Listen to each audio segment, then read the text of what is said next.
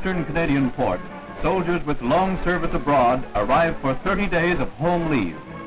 450 men who have spent 5 years abroad arrive in time to spend the 1944 Christmas in Canada. Canadian Legion and Red Cross workers give the boys a taste of real Canadian food. And does it taste good?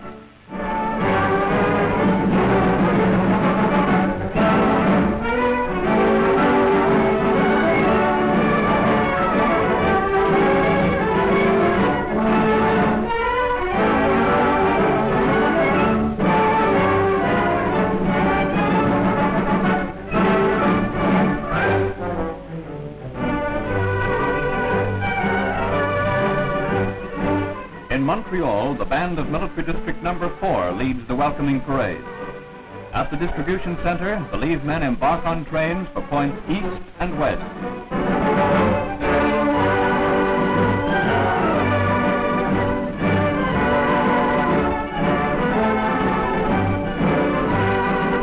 Families break the barriers and rush to greet their sons and husbands as local boys bring up the rear.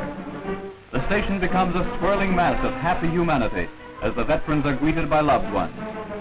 After the mud of Holland and the cold of northern Italy, the land of the maple sure looks good to Canada's tried and tested warriors. 30 days of heaven is the reward for the inferno of Casino and the crucible of Caen.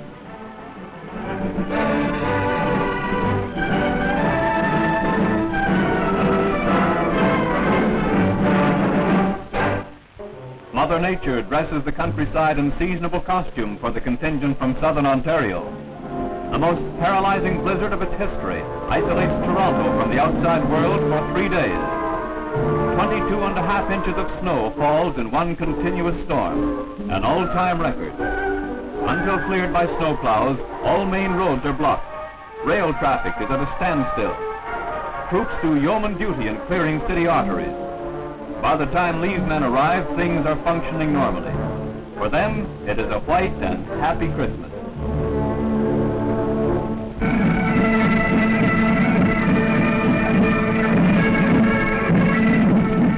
The venerable Flanders Castle of Ghent, Belgium, looks down on a ceremonial parade of the 3rd Canadian Division.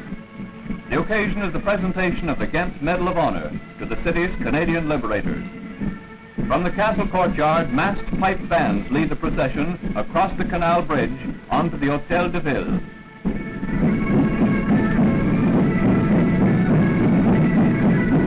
Under the shadow of the historic Ghent Cathedral, the Guard of Honor is drawn up for inspection. Composed of Cameron Highlanders of Ottawa, it is reviewed by the town burgomaster.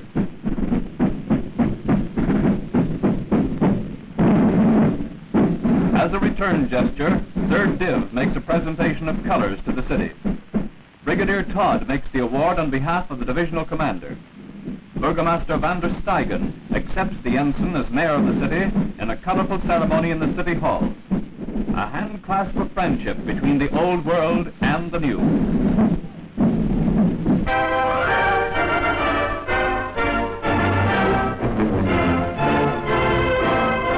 From the Royal Canadian Air Force headquarters in Ottawa, the story is released of a well-kept war secret. A flying suit is developed to prevent fighter pilots blacking out in power dives. Blackout means temporary unconsciousness caused by centrifugal force in diving aircraft.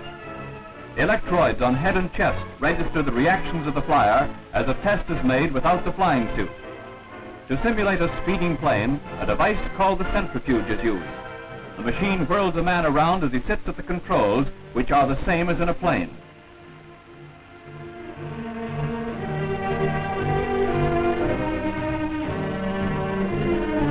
He operates his guns as in action against a special moving target.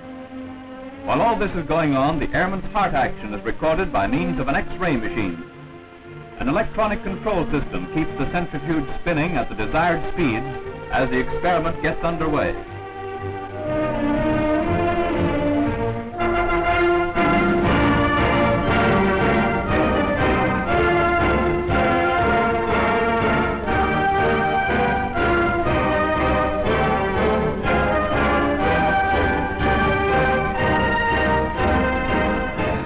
The speed effect is measured in terms of the normal pull of the Earth's gravity, 1g being the constant.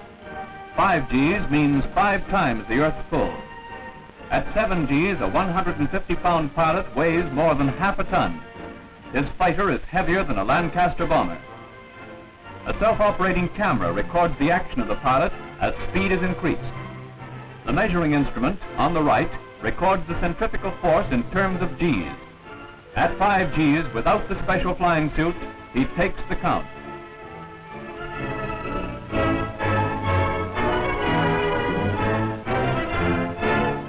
A graph records the reactions of various organs of the body.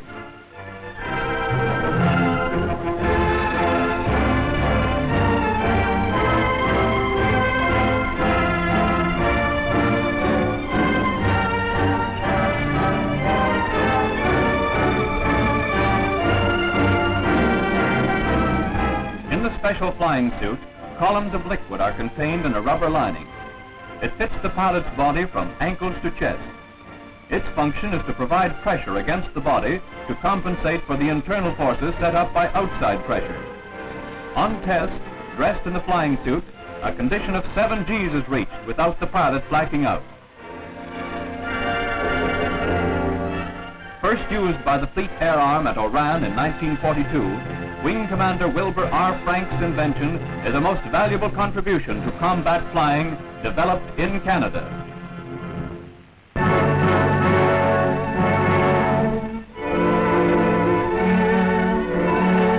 The Moz River remains the line of demarcation between the enemy and forward units of the 1st Canadian Army. North of Sertogenbosch, the battlefield is still in a badly flooded condition. Although several flare-ups have occurred in the Nijmegen sector, patrol activity alone keeps the troops in Holland busy. Armored units spend their time repairing and refitting for future attacks. It is the custom to test the guns every morning. Moving up to the Canadian-held riverbank, test shots are fired daily across the river on German positions.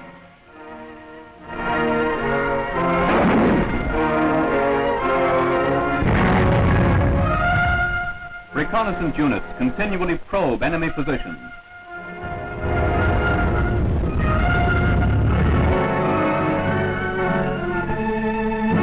On the Frontline River, icebreakers are at work to keep the channel open. To a field company, the RCE goes the task of clearing the ice from around the pontoons of a bridge to avoid packing. Thanks to a Canadian Legion canteen wagon, a hot cup of tea is available to warm the sappers between their bouts with Old Man Winter. So the path is kept open for future drives forward.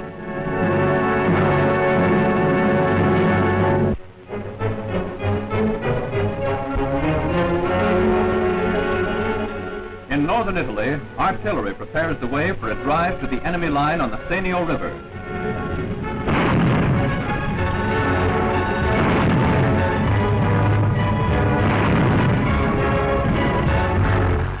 German self-propelled guns augment the barrage of our own 25-pounder.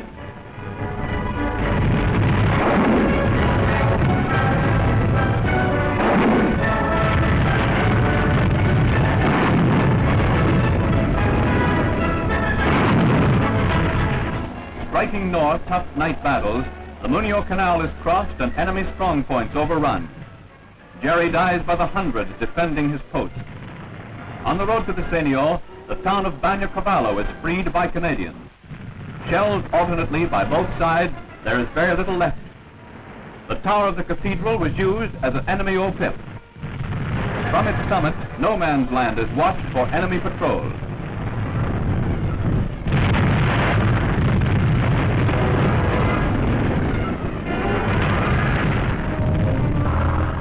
In the brief respite after the objective has been reached, maintenance of gear and vehicles is attended to. Weapons are cleaned and captured equipment checked over. There is time for a little relaxation before the signal comes through to advance.